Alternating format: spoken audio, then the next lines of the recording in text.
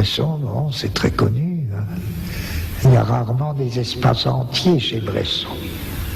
C'est des espaces qu'on peut appeler déconnectés. C'est-à-dire, il y a un coin, par exemple, le coin d'une cellule.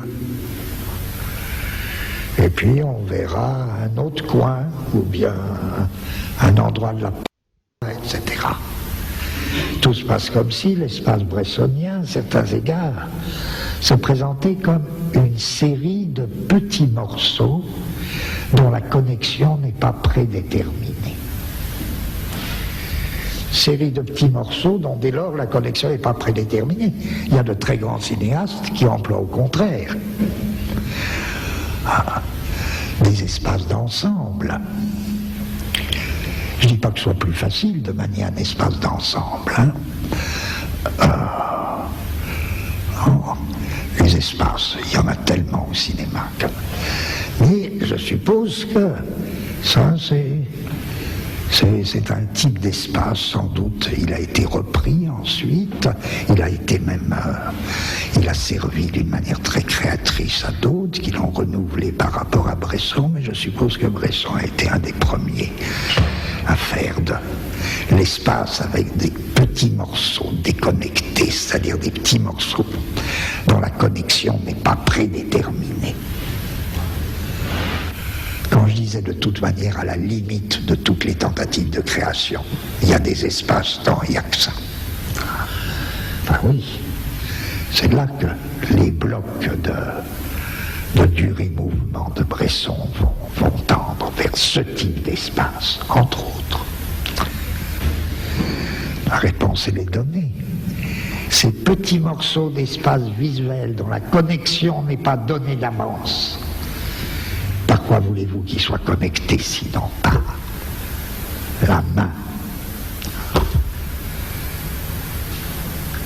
Et c'est pas de la théorie, ça, c'est pas de la philosophie, ça se déduit pas comme ça, mais je dis le type d'espace de Bresson et la valorisation cinématographique de la main dans l'image sont évidemment liés. Je veux dire le raccordement des petits bouts d'espace bressonien, du fait même que ce sont des bouts, des morceaux déconnectés d'espace, ne peut être qu'un raccordement manuel. D'où l'exhaustion de la main dans tout le cinéma de Bresson. Bien, on pourrait continuer longtemps parce que par là, le bloc d'étendue mouvement de Bresson recevrait donc comme caractère propre à ce créateur le caractère de cet espace, un caractère très particulier, le rôle de la main qui en sort tout droit. Il n'y a plus que la main qui puisse effectivement opérer des connexions d'une partie à l'autre de l'espace. Et Bresson est sans doute le plus grand cinéaste à avoir introduit dans le cinéma les valeurs tactiles, pas simplement parce qu'il sait prendre en image admirablement les mains, mais s'il sait prendre admirablement les mains en image, c'est parce qu'il a besoin des mains. Un créateur, c'est pas un être qui travaille pour le plaisir. Hein. Un créateur ne fait que ce dont il a absolument besoin. Avoir une idée en cinéma, encore une fois, c'est pas la même chose qu'avoir une idée ailleurs. Et pourtant, il y a des idées en cinéma qui pourraient valoir aussi dans d'autres disciplines. Il y a des idées en cinéma qui pourraient être d'excellentes idées en roman, mais elles n'auraient pas la même allure du tout. Et puis il y a des idées en cinéma qui ne peuvent être que cinématographiques. Ça n'empêche pas, même quand il s'agit d'idées en cinéma, qui pourraient avoir une valeur en roman, elles sont déjà engagées dans un processus cinématographique qui fait qu'elles sont vouées d'avance. Et ce que je dis compte beaucoup parce que c'est une manière de poser une question qui m'intéresse. Qu'est-ce qui fait qu'un cinéaste a vraiment envie d'adapter, par exemple, un roman?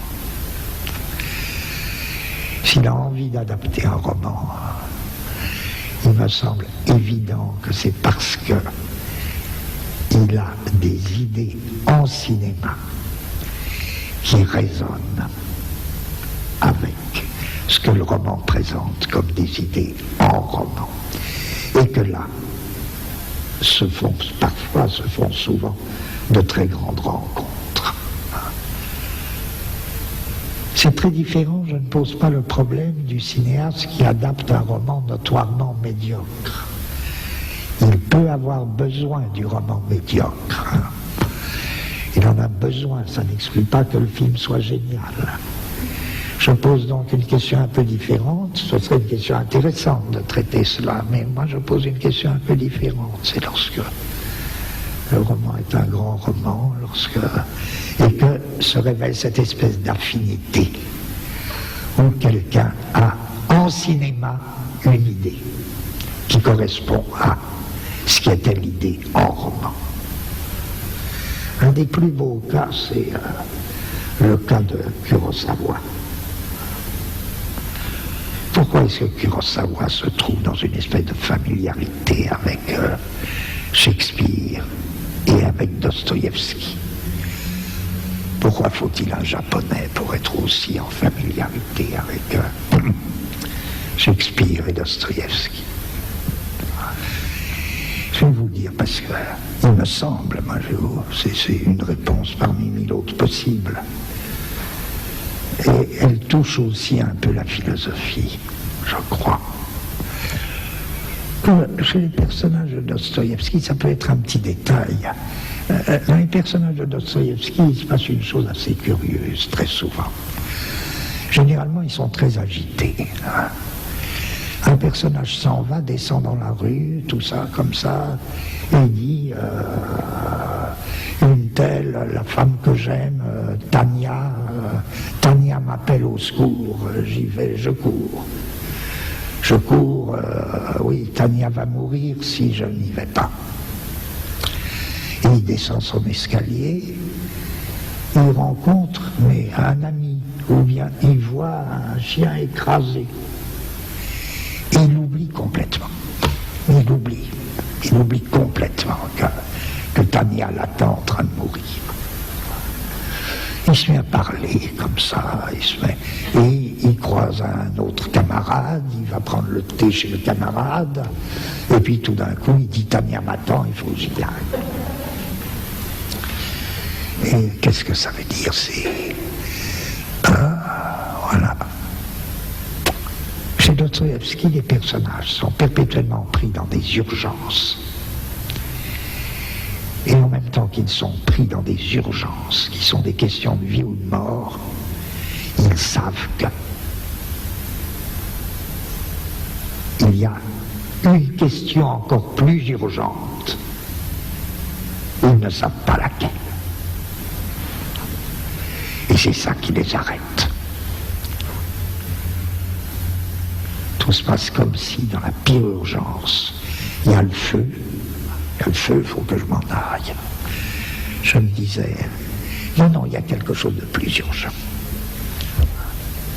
Quelque chose de plus urgent, et je ne bougerai pas tant que je ne le saurai pas. C'est l'idiot. Ça, c'est l'idiot. C'est la formule de l'idiot. Ah, mais vous savez, non. Il y a un problème plus profond. Quel problème? Je ne vois pas bien, mais laissez-moi. Tout peut brûler. Non, il faut trouver ce problème plus urgent. Bon. C'est pas Dostoïevski que Kurosawa l'apprend. Tous les personnages de Kurosawa sont comme ça. Je dirais, voilà une belle rencontre.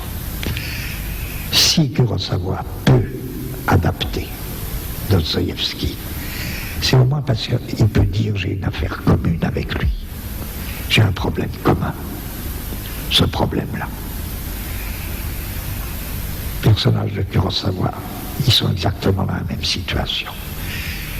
Ils sont pris dans des situations impossibles. Ah oui. Ah mais attention.